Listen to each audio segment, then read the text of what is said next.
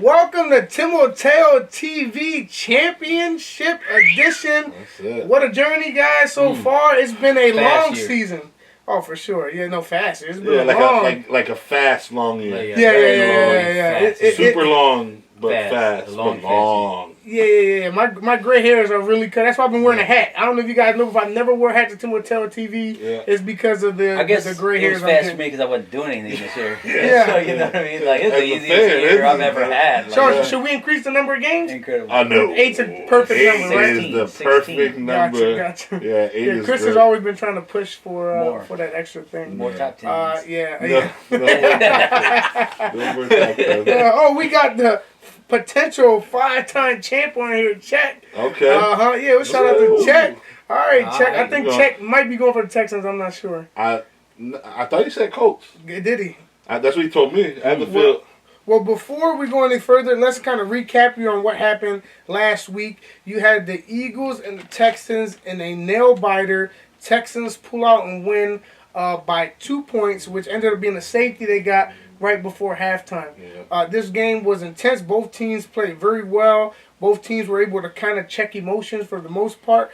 And it could have been one of the best games of the year.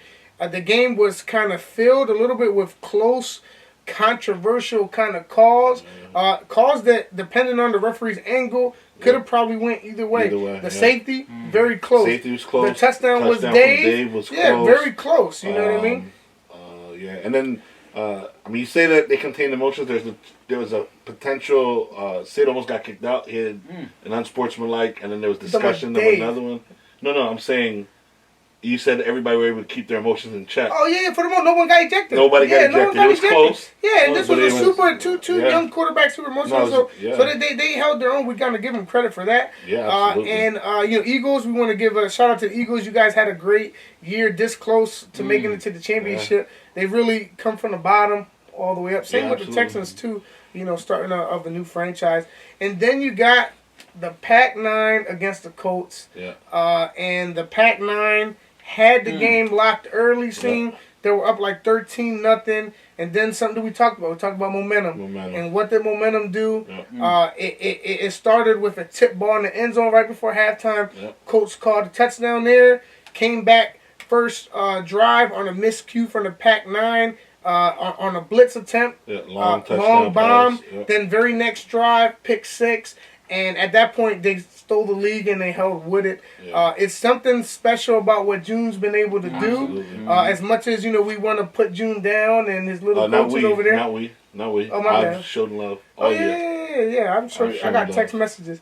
But show me showing love?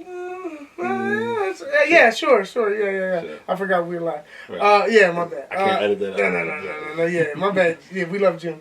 No, but June has really done a great job. I texted June earlier this week, and I said, win or lose, he's up there as one of the best coaches of all time. I mean, even the fact that he's in a position for a 3-peat, the fact that he was able to take 3 different type of teams to the championship. 3 different quarterbacks. Which is huge. Yeah, I mean, last year he won with, his backup, you know what I mean? Got momentum, they won that game. Then this year, you kind of going in, they get rocked week 1. You're like, oh, man, are they a joke this year? Right. They add a couple players, coach them up, and Harry's looking pretty solid. You know what I mean?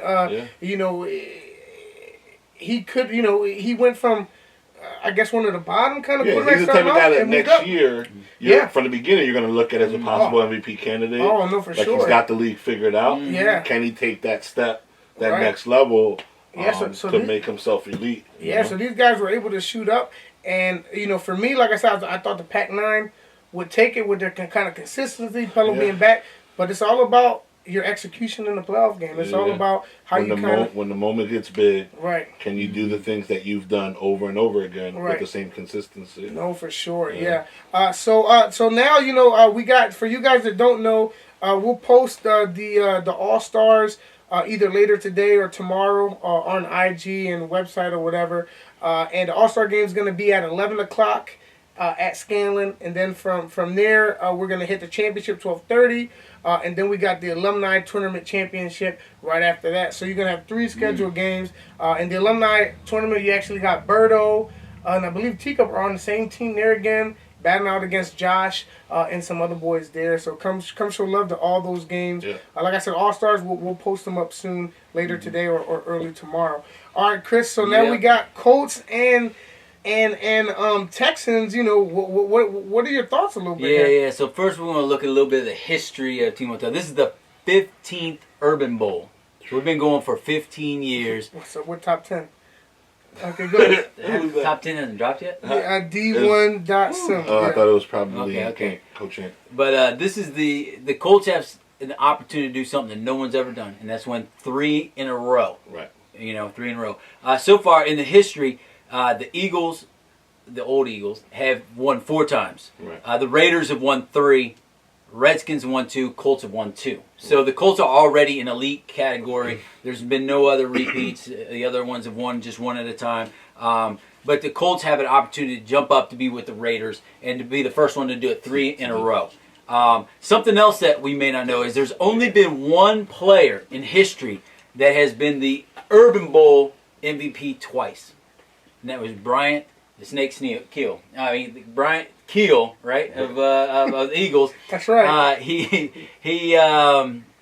he won it twice. And Harry has an opportunity to be the second person. Because actually 2 years ago... And it would be at a second position. At a second position. Because he won it as a receiver, catching bombs from his brother in 2017. So he has the opportunity to be the second two-time Urban Bowl MVP. Yeah. So I think with the history, what do you guys think with this team versus some of the other greats in the past? So the analogy, I talked to Coach June earlier today. And you got friends now. Huh? That's my man. That's my man. I've been rooting for more year. They smile to your face. Okay. I don't know that song. Okay, all right, the analogy that I made about this team is they remind me of like the 2004 Pistons, right? There's no like one great player where you go. That's basketball. No. It's just a comparison. Gotcha. There's no football comparison? In Indiana, it's difficult to understand comparisons. Gotcha. That's the Indiana basketball, like the Hoosiers. Right, yeah. So it's something you guys understand better. So I compared them to like the 04 Detroit Pistons, right? It was like, it's not a team, like there's not a dead superstar, right? Like you look at the Texans, you go, they go as far as Sid goes. Sid's the, you look at the Eagles and Dave, right? Dave's up, they're up. The Colts, they don't have that one guy. Right. They're just, everybody's really, really good. Hold that thought real quick. What does it? We got June's wife Belinda on here talking about wheat jelly. What does that mean? I'm not sure. I'm offended. I like jelly. I like on my jelly, toast. right? But I don't know too much jelly. Is that what she's trying to say, or? I'm not sure what that means. Neither do I. I just swallowed. All right. My bad. So you're talking about the Colts and just a really balanced team, right? Yeah. A team that like everybody's really, really good, which is good because you can't attack one person, right? You can't say, hey, if we get this person out of the game, they're out of the game because they're well balanced. As far as how they would fare against great teams, I think Buddy probably can.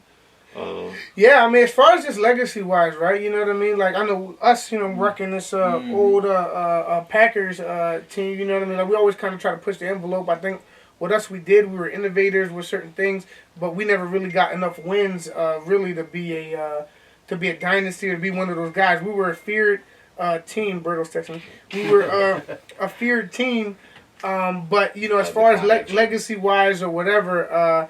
We never had those championships to kind of cement that. Right. What June's been able to do, when you think about what the Colts, what the Colts had before, they always had talent, but they were never able to get over the hump.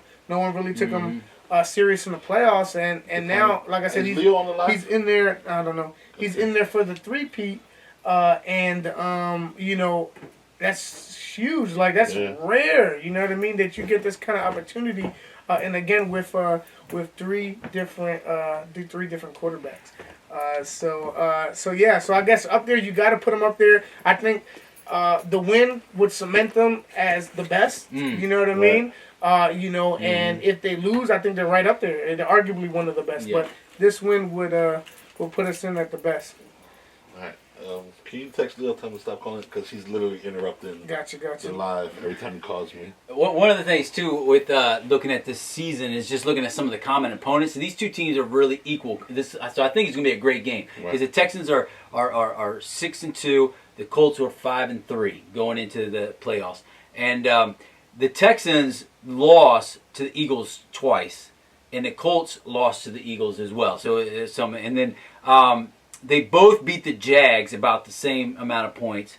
And then they both so the Colts lost to the Pac-9 twice, but then beat them last week. Right. And then the Texans beat Pac-9. So they're really close. I mean, in terms of, it's not just an easy, like, hey, they played bad against this one team, but I feel like the two teams, when you look at them hand in hand, are pretty similar, And now the rhythm of it, I feel like the Colts, did they start out slow or something? Like, I feel like they just kind of got better as the season got on. And at one point, all of a sudden they went like 5 in a row. Yeah. Like, they lost the first week.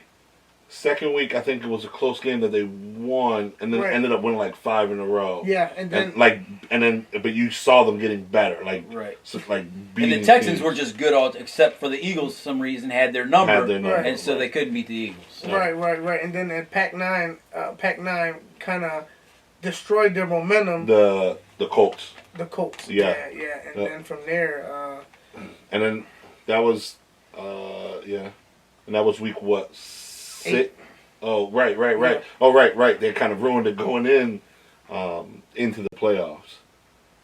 Yeah, so when I look at it too, like I think this matchup is a good one because we've had Urban Bowls before where you just kind of knew who was going to win, and I think when you really look at the stats and all that kind of stuff, they're very similar in how they play, their coaching and all that kind of stuff is very similar. Yep. When I look at their stats as a team, still it's pretty close. The Texans they're second in passing touchdowns, whereas the Colts are 5th.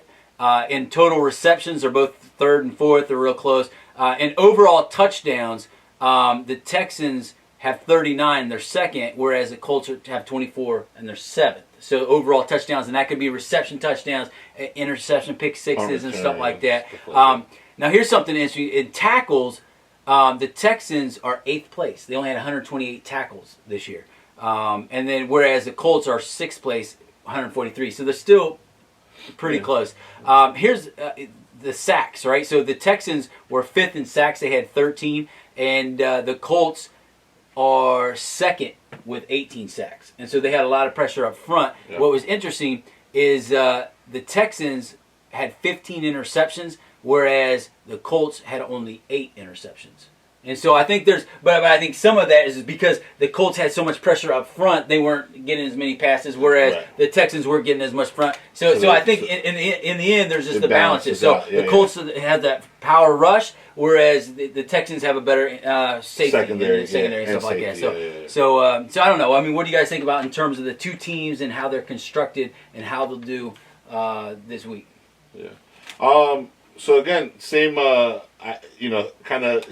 Is that Leo? Yeah. I thought maybe it's my washing machine guy. No, just Leo trying to ruin the show since the season's over. The season's over, yeah. I told him my battery's on 1. He kept trying to call me. I'm trying to interact with the people here. I might have to hit you on yours, Chris, or maybe Chris, you have to log into the live. But yeah, kind of going back to as far as the way the teams are constructed, right? Is just what I said earlier, right? Like you look at the Texans team, and there's a ton of talent, right? But on offense, it's led by Sid, and on defense, it's led by George, right? Where if those guys are having a bad game, it becomes more difficult for the team, right? Where with the Colts, they're so balanced. They rush different guys, right? Although the Texans have started to too, right? Number 8, what's his name? From the Texans. I can't remember his name right now. He got 3 sacks last week in the playoff game. No, Tariq's the one who was earlier in the season. Kasim. So he stepped up, right? So now they've been able to bring 2 different guys and switch it up. Everybody's wondering where Allen's at. He's back. He's on the line. So he left back, from last week, and now he's finally back. And he's back. My man Allen, welcome back, bro. And then the Colts have been doing that all year, right? Where they send CJ or JJ, and they have a lot of again where they're balanced, right? Where and the Texans are starting to become that. Justin has 11 sacks and Carlos had 6 sacks. So I mean, right. And going based off what you're saying, for the Texans, I haven't seen Kasim rushing a quarterback too much this year. It was Tariq, right? But for some reason against Dave, Tariq's timing is off, and he kind of struggled. So I give Teacup a lot of credit putting in someone out there with a little bit longer arms that can kind of snatch that flag when he's making kind of that and move. Those, if you look at those sacks, they were huge sacks. They were but they were like you said, like just enough to just get there, right? The safety. There's a sack by the side, right where the coming up the field where the Eagles were about to score. He gets another sack. Like those sacks were, and like the timing of them was huge. Huge. So he made huge. Great adjustment. And they won by 2. And then one by two. So that adjustment there alone is huge. You know what I mean? But that's probably Berto, right? We're talking about Berto as coach of the year. It could be it's probably Berto making those adjustments. We know who it wasn't. Them sacks came a little later. So all right. So finally, the keys of the game, right? So what we think the keys of the game and our final predictions. I think when I look at this, I think you nailed it on the head. I think with Sid, like, he's playing incredible, right? And absolutely. so, but the thing is that we don't know is that not only does he, have 26 passing touchdowns in only 7 games, right? But he also has 9 additional touchdowns and 5 extra points. Yep. And so he's a scoring machine. If you can somehow contain him, right, you can win the game. And just even off of him, he threw an interception to Dave, right? And then comes right back, catches an interception, keeps them from scoring, and scores 6. Takes it back that quick. So his and mistake. the length of the field, right? It's in the end zone. That's probably the longest. I mean, the fastest interception return that we ever had. Like the kid didn't look for no one. He was out, and nobody was near him. Nobody was near him. The camera guy, nobody was near him. He was out. Ran out the back of the end zone. That's the key for Colts. I think is looking at him, but also, I mean, the Colts have Justin and Carlos. Are Sid put together in 2 people. I mean, they're really. I mean, Justin has 11 sacks. Carlos has 6 sacks. Justin has 31 receptions and 7 touchdowns. Carlos has 26 receptions and 2 touchdowns. So they're scoring a lot. They're doing a lot of stuff. But I think when it comes down to it, I think a couple things. One is I think this game could come down to an extra point. Yeah. The Texans, they had 10 extra points this year, which was 4th in the league. The Colts had 9 extra points. 5th in the league. So they're really, really close. And I think it's going to come down to coaching. I think what I like about this, I like both coaches, both sets of coaches. I think they're experienced. Obviously, June has more experience. He's been in this place before. Just seeing that fire and how the Colts came alive last week was incredible. Now, how the Texans react when the Colts give that push. Right. Are they going to buckle under pressure? Right. Because they're new, they don't understand. They have some attitudes that bust out. They aren't able to keep their cool. Whereas the Colts got punched in the face, but then all of a sudden were able to bounce back, and then they took the momentum and won the game. And you look at the Texans, they've been very emotional. You know what I mean? Even when their coach has left. Right. In the middle of the game, emergency, whatever. Right. You know what I mean? Berto sometimes can be emotional. I think he's done a great job holding that in and kind of heating the team, but he can be. So, like, what happens when a call doesn't go your way? Right. What happens? The biggest game. Yeah, like the pressure. Can Teacup? Can he hone them in? Right. You know what I mean? Because Teacup can also be emotional. Sometimes all that stuff can be overwhelming. Right. And June has handled it in this is his 3rd championship. Yeah, stellar. So for him, you know what I mean. So I think this is going to be an Urban Bowl for the ages. Yeah, I think Urban Bowl 15 is going to be great. Yeah. And I think the coaching, I think win or lose, I think they're both going to keep their composure and do really well, and I'm proud of how they do. But I think this thing's going to come down to be 26-25. I think it's going to be Texans. Because we've never had somebody win 3 in a row, and I think it's time for new blood. It's be somebody new. Since we've been in the league 12 years, this will be the first time there's another team other than the 3 or 4 that have won it, and so I think it's Texans' time. Yeah. So again, I think it's the key. It's a close game. I think we've discussed the keys, and it's just those are the keys of the game, right? Is in the biggest moments, who can keep it composed the best, right? Who can calm the players down when something doesn't go right? Who can keep stay the full focused? Coaching staff on the sideline. Well, we know who can't do that. So, the Colts have not lost a coach all year in every game. So 10 games in, all coaches have been there. Right. That's not the case on the other sideline. Right. And so I have a similar score. Again, extra points I think are the key. Yeah, I think these defenses are both really, really good. I don't think it'll be a high-scoring game. Most of the games in the playoffs were not high-scoring games. So I'm going to go like 2019, and I'm only giving the edge to the Colts because I think like June is that good of a coach. Yeah. And that doesn't take anything away from anybody on the Texans sideline. I just think that there's going to be a moment where, like you said, whether it's an extra point, right, a timeout right before extra point, where you're able to calm a guy down and just get that 1 point. Yeah, it's going to be a great game. It's going to be great, man. I can't wait. I can't wait. Yeah, but I'm going to go 2019 Colts. 2019 Colts. You think there'll be enough footage to get a top 10 out of that game? Probably not. Yeah. Probably not. For the championship? It's a joke. I was going to do the top 10 this week. Commissioner Buddy said no. What? I can show the text. Yeah, here we go. Look, top 10 every week. Look, there you can do your job. But real quick, Ant, help him out. So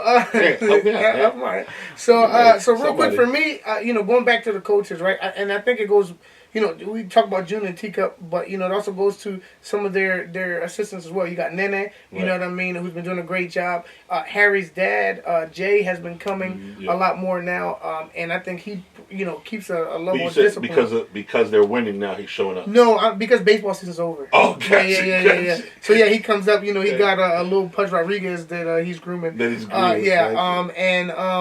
then you got Berto Allen, on the other side. So I think Ed's there. You got to go with the Colts, hands down. You know what I mean? You don't know how you're going to act until you're there, until you've been put in that situation. And I feel like the Colts over the years have been put in every situation possible, and they've been able to overcome, right? Then you got, this is one of the biggest factors, right? Sideline-wise. We talk about momentum. We talk about, different things like that. The Colts... the Colts are going to bring their sideline heavy now, right? You hearing Baba screaming, all their wives. They bring in all their wives now. That's how you know they mean business for the Colts. Weren't allowed to go to Indiana. No. They here for this game. And no mission trip. No, nothing's going to keep them away from this. You know what I mean? You got all them. I don't want to put them out there like that. You know what I mean? But all of the head coaches' wives are going to be extra loud. Extra encouraging, extra intimidating. Head coach has how many wives? Right. The head coach's wives. The coach's wives. Oh, you said head coaches and the coach's wives. And none of the coaches on the other staff have wives. No, single guys. Right. But they have an X factor that no one's talking about. The law? Not the law. Okay. Not the rope. None of that. Check. That is Check is the other factor on the other side. True. Look what Check has been able to do since coming back. First off, they're undefeated when Check comes. Undefeated when Check. That's a fact. The other thing is when Check is here, my phone died, so I can't react to the comments, guys. But they've all been talking about Check. Right. Check is been affiliated. This will be his 4th chip in a row. 5th chip or something like that. Yeah. He's affiliated with. June only got 2. Right. You know what I mean? So you talk about legacy and championship. Check is a winner, and he brings winning to franchises. That's you know true. what I mean? Like Check, I got a Dolphins jersey for you next year. Just for that factor alone, you know what I mean? It could swing the momentum. That's true. Every time they score, everything goes. They're pointing to Check. They're whatever. They're not worried about the other team. They're worried about Check.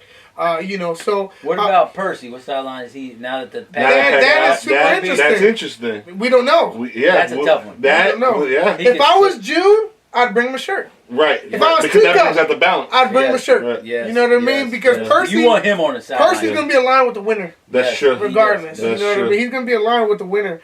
So we'll see. But Check also kind of plays that magical role. Yeah. And he just brings heart of a lion, man. Yeah, he just brings. I'm talking about courage. Yeah. You know what I mean? Check is probably one of the most. He's gonna take his own team.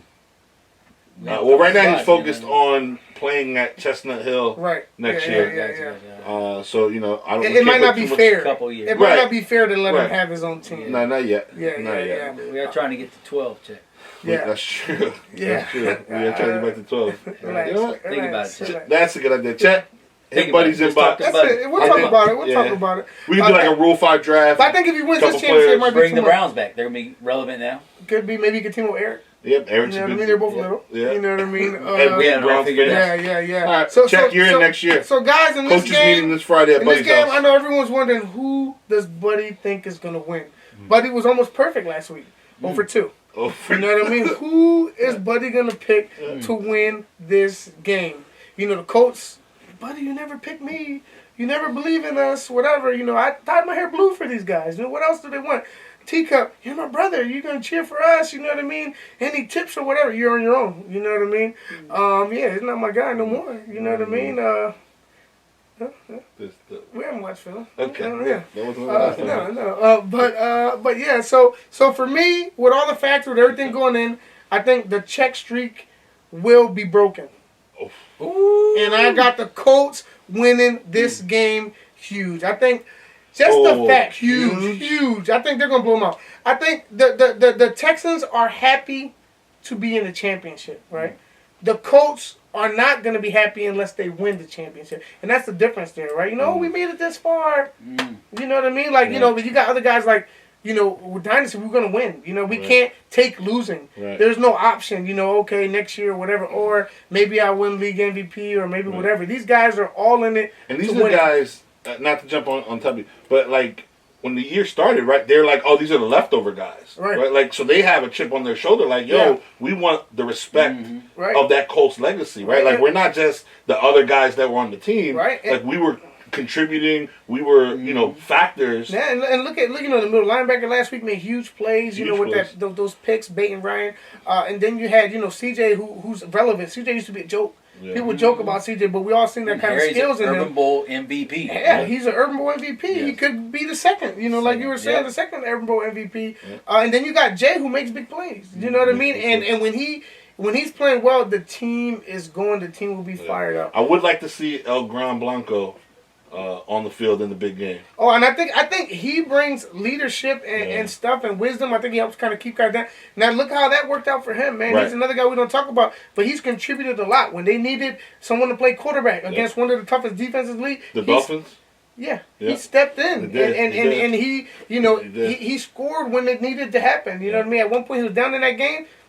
Cool as the other side of the pillow, my man. He went down, scored like it was so easy dissecting that defense. You know what I mean? So it's gonna be interesting. I mean, he's in a position now, you know, where it kind of look like, oh, you feel bad for him leaving the Eagles, and now Andrew's in the chip. Right. You know what I mean? You know, so I know it would mean a lot for him to get that. I know he still, you know, appreciates all his old teammates over there in the Eagles.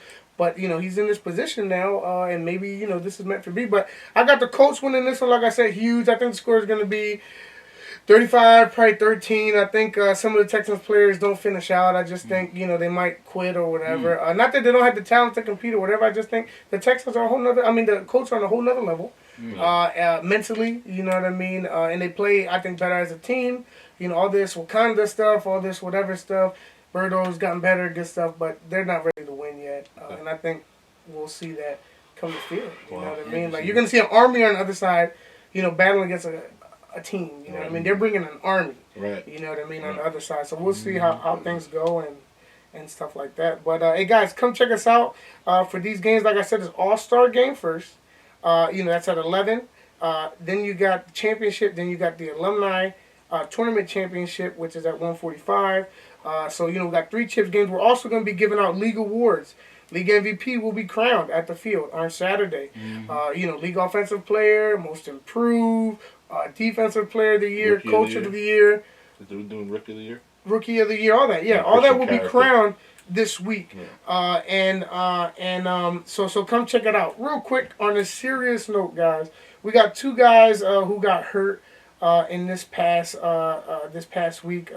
One is Damien. For some of you guys know, you guys have been sharing. He was involved in a severe car accident. You know, we want to continue to pray for his family. From what we hear, his condition is improving. You know what I mean? So we want to continue to pray for improvement, and hopefully he can get, you know, 100% recovery. We also had another kid. Some of you guys might not know him. He's an alumni. His name is Steve Mott, playing in the Old Head League against him this week. For recovering a fumble, got hit in the back of the head, had to leave in an ambulance. Could not move his legs, could not really move his arms. So, you know, for me, that's the first time I seen something like that on a football field. And he's doing better now. I think he's able to raise his hands and stuff now. But still, he had a slip disc, they said, or whatever. They fixed that, but it's a long recovery for him. So we were praying for him also to be 100%. Again, that's Damian and Steve. You know, for you older guys who've been there, he played on the Titans, and Damian played on the Pac-9 and the Jets. And I don't know if and the Falcons, I guess. But keep them in prayer, man. They're two great guys, man. And, you know, Timoteo's all about family and stuff, and that's what we're about. We want to see these guys doing well. So guys, like I said, come check us out or whatever. For you guys wondering, you guys are like, man, why are these guys in the basement? Yeah. Right. For you guys that don't know, this is where Timoteo TV started. Yep. Right. For some of you guys, 9 years ago, probably. I mean, probably about 9 years ago, right? Probably on this very couch. Or right here. Right in this very couch. This is it. You know what I mean? I want to take this time right here, right? For you guys that don't know, Chris is leaving. You know what I mean? This is going to be his last game. He's moving to Indiana. But for some of you guys don't realize how much Chris has contributed to the league. And Chris is not one to go out there and boast about what he's been a part of, whatever.